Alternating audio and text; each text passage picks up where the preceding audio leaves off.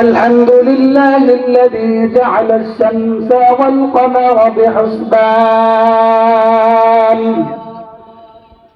والنجم والشجر يسجدان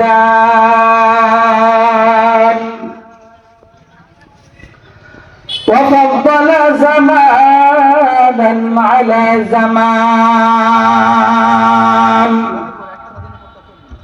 كما فضل مكانا على مكان وإنسانا على الإنسان ونشهد أن لا إله إلا الله وحده لا شريك له ولا ند له ولا مثل له ولا مثال له أما بعد فأعوذ بالله من الشيطان الرجيم بسم الله الرحمن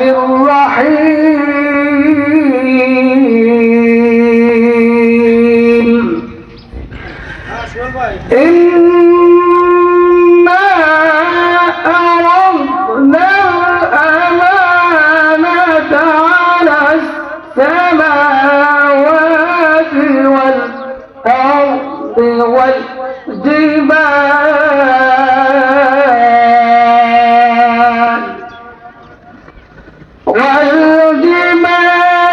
فأبين أن يحملنها وأشفقن منها وحملها الإنسان إنه كان ظلوما جهولا وقال الله تعالى في آيات أخرى وقضى ربك ألا تعبدوا إلا إياه وبالوالدين إحسانا وقال رسول الله صلى الله تعالى عليه وسلم أول ما يحاسب به العبد يوم القيامة الصلاة وقال رسول الله صلى الله تعالى عليه وسلم في آخر الحديث خيركم من تعلم القرآن وعلمه أو كما قال عليه الصلاة والسلام محمد में आका कुफ्र को उठाया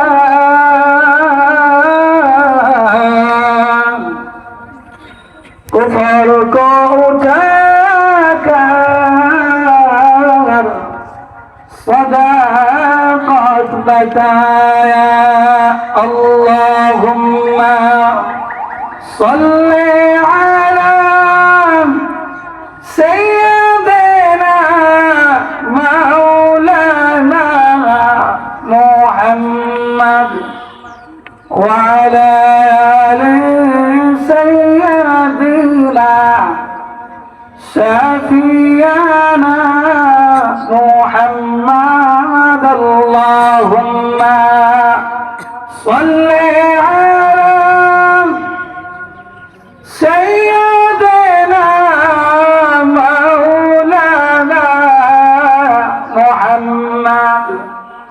وعلى آل سيدنا شفيعنا محمد এদেশ ছেড়ে যেতে হবে এদেশ ছেড়ে যেতে হবে দিতে হবে তোর পারি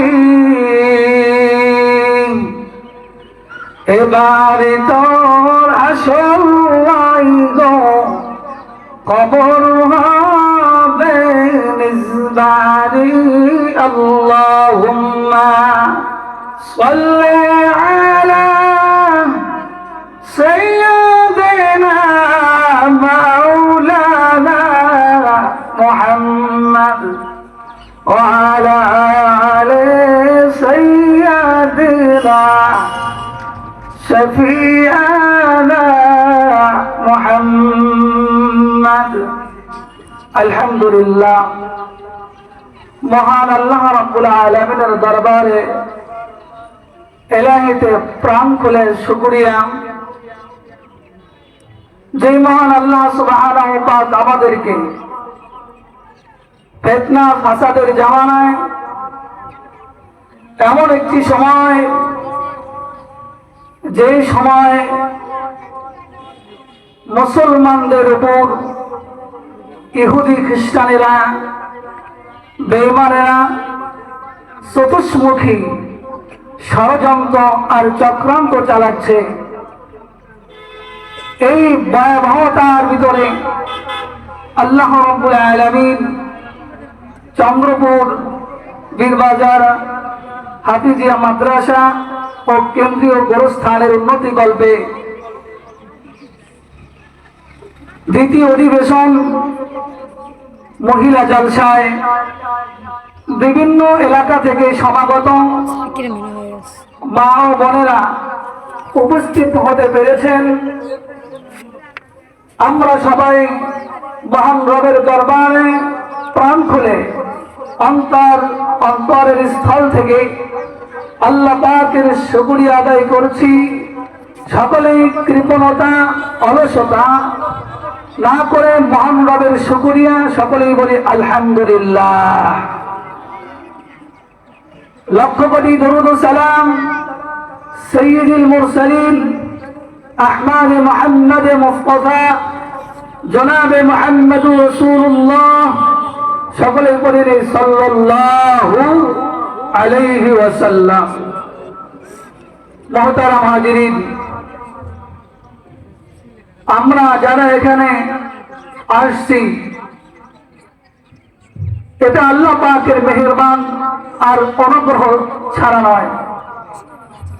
অনেক মানুষ এই সময়ের মধ্যে সংসারের কাজে নিয়োজিত রয়েছে, অনেকেই বা বিভিন্ন গুনাহের কর্মকাণ্ডের ভিতরে নিজেকে মগ্ন রেখেছেন।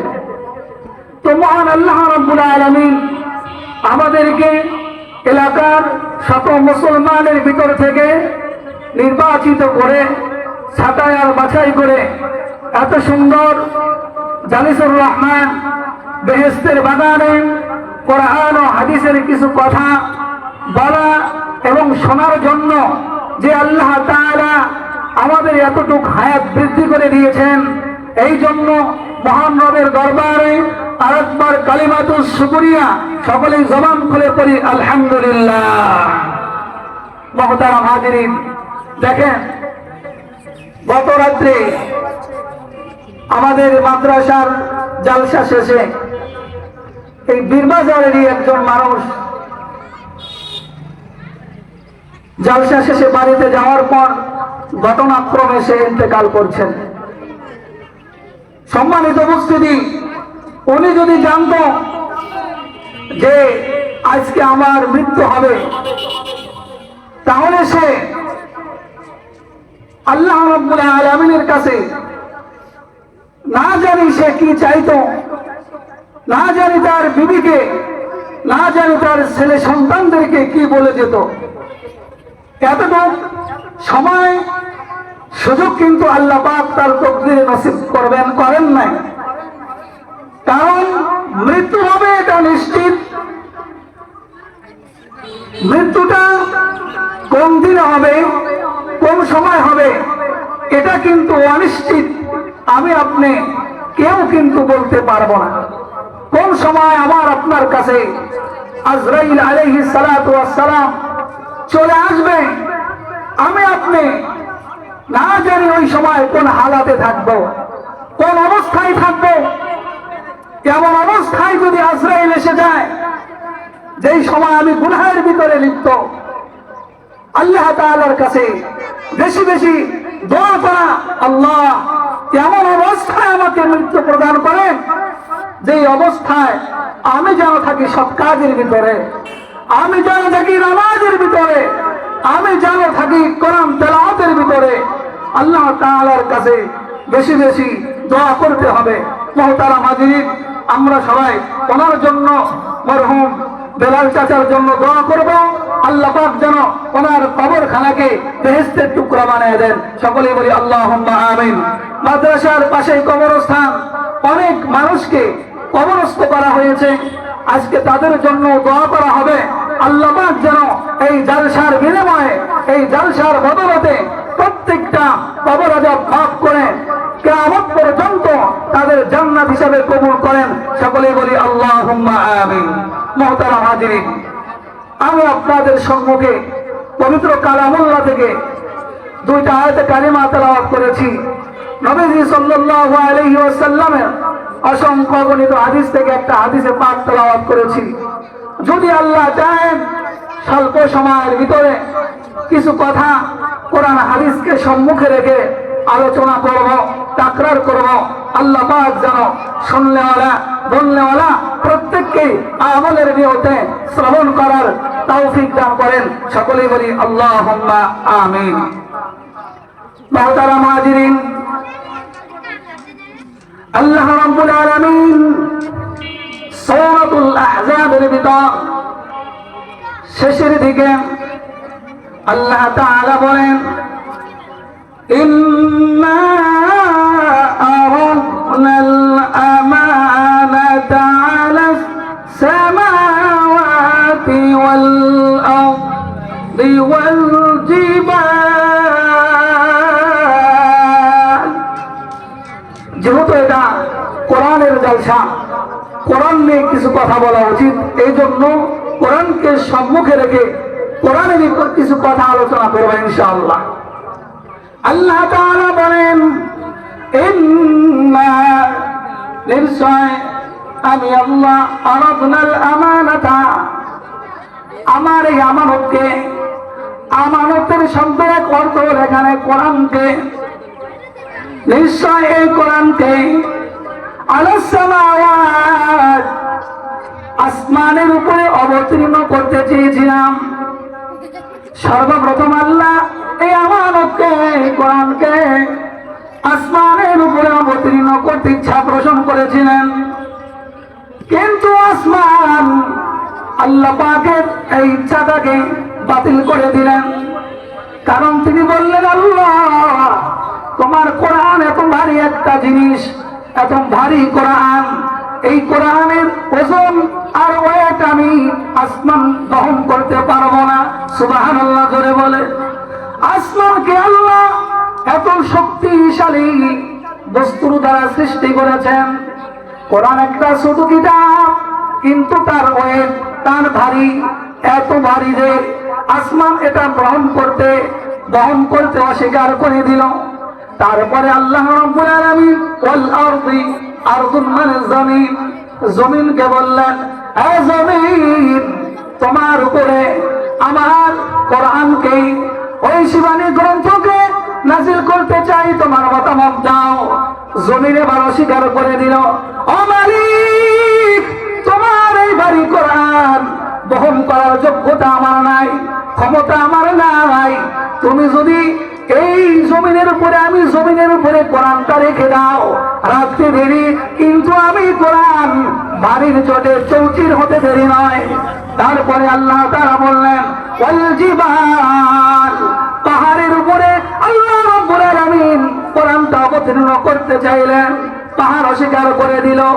মহতারাম হাজিরিন, যেই তিনটা বস্তুর উপরে আল্লাহ তাআলা সর্বপ্রথম কোরআন নাযিল করতে চাইলেন, এত শক্তিশালী করে, এত মজবুত করে, আমার ধারণা এর চাইতে শক্তিশালী করে আল্লাহ তাআলা আর কোন জিনিস সৃষ্টি করেন নাই।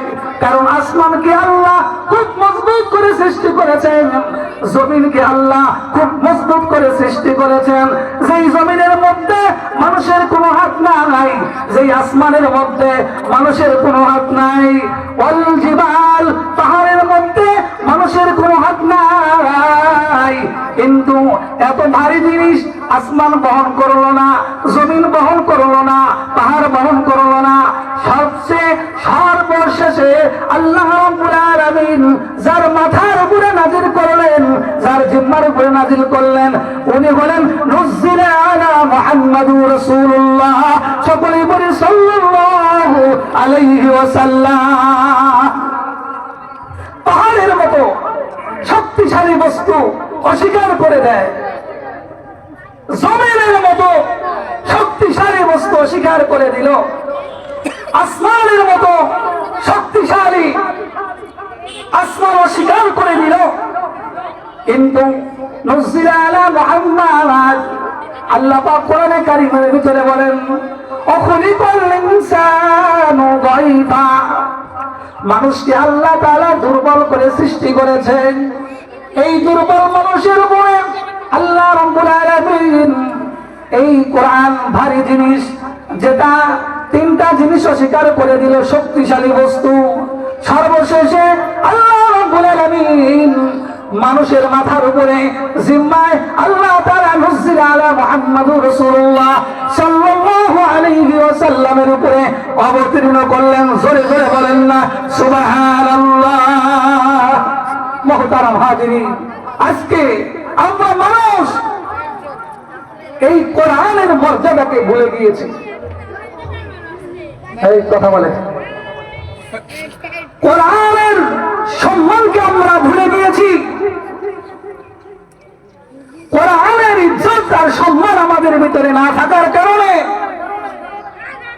কোরআনের কথা না মানার কারণে আজকে ইহুদি খ্রিস্টানেরা পশ্চিম থেকে, পূর্ব থেকে, উত্তর থেকে, দক্ষিণ থেকে নানামুখী চক্রান্ত আর ষড়যন্ত্র আমাদের দিকে চালাচ্ছে, একমাত্র এই কোরআন আমাদের কাছ থেকে দূরে সরার কারণে। মুহতারাম হাজিরিন, আল্লাহ রাসূল সাল্লাল্লাহু আলাইহি ওয়াসাল্লাম বলেন, মান ক্বারা হারফান মিন কিতাবিল্লাহ فله به حسنة والحسنة بعشر أمثالها لا أقول ألف لام ميم حرف ولكن ألف حرف ولام حرف وميم حرف سبحان الله। এই মুসলমান, পৃথিবীর ভিতরে মানুষ এমএ পাস করে, মাস্টার্স পাস করে, ইঞ্জিনিয়ারিং পাস করে, এমএ পাস করে, আইএ পাস করে, বিএ পাস করে, এমন কোন কিতাব নাই। এমন এই পাস করলো, এমএ পাস করলো, এই যে এমএ পাস করলো, কতগুলো কিতাব তার শেষ করতে হয়েছে, এমন কোন কিতাব নাই। এই কিতাবটা পড়লে প্রত্যেকটা অক্ষরের বিনিময়, প্রত্যেকটা শব্দের বিনিময় 5টা করে নেকি দেওয়া হবে, 10টা করে নেকি দেওয়া হবে, 50টা করে নেকি দেওয়া হবে। এমন কিতাব আসেনি, এমন কিতাব নাই। মাস্টার্স পাস করছে এমন কোন কিতাব পাওয়া যায় নাই, এমএ পাস করেছে এমন কোন কিতাব পাওয়া যায় নাই। এ ভাই, বড় বড় ডিগ্রি অর্জন করছো, কিন্তু এমন কোন কিতাব পাওয়া নাই যে কিতাব পড়লে সওয়াব হবে, হরফে হরফে সওয়াব হবে, মুহাব্বত করলে সওয়াব হবে, যার ভিতরে আছে তাকে মুহাব্বত করলে সওয়াব হবে। এমন কোন কিতাব তোমরা পাও নাই। কিন্তু আল্লাহ রাব্বুল আলামিন আমাদের নবীর উপরে হযরত মুহাম্মদুর রাসূলুল্লাহ সাল্লাল্লাহু আলাইহি ওয়াসাল্লামের উপরে এমন একটা কিতাব নাযিল করলেন, এই কিতাবকে যদি কেউ মুহাব্বত করে, ভালোবাসে, তার জীবনের গুনাহগুলো আল্লাহ মাফ করে দেন। সুবহানাল্লাহ। আল্লাহ রাসূল সাল্লাল্লাহু আলাইহি ওয়াসাল্লাম বলেন, মান ক্বারা হারফান মিন কিতাবিল্লাহ, যে ব্যক্তি আল্লাহ তাআলার কিতাব থেকে একটি হরফ পাঠ করবে, একটি অক্ষর তেলাওয়াত করবে, তার আমলনামায় সর্বনিম্ন 10টি নেকি তার আমলনামায় প্রসেস করে পাঠানো হবে। একটু চিল্লায় বলে সুবহানাল্লাহ। মুহতারাম হাজিরিন, শুধু তাই নয়, আল্লাহ পাক যাকে ইচ্ছা করেন, আল্লাহু ইয়াযদাইফু লিমান ইয়াশা, যাকে ইচ্ছা করেন তাকে আর চাইতেও বেশি সওয়াব প্রদান করে থাকেন। জোরে জোরে বলি সুবহানাল্লাহ। মুহতারাম হাজিরিন, আমরা কোরআনকে মহব্বত করব। ও মা বোনেরা, অনেকে আছে আমরা কোরআন পড়তে জানি না, আমরা কোরআন পড়া শিখবো, কারণ কোরআন কিয়ামতের দিন আমার আপনার জন্য সুপারিশকারী হয়ে যাবে। হাদিসের ভিতরে রয়েছে, ইকরাউল কুরআন ফাইন্নাহু ইয়াহদি শাফিআন লিআসহাবিহি ইয়াওমাল কিয়ামাহ।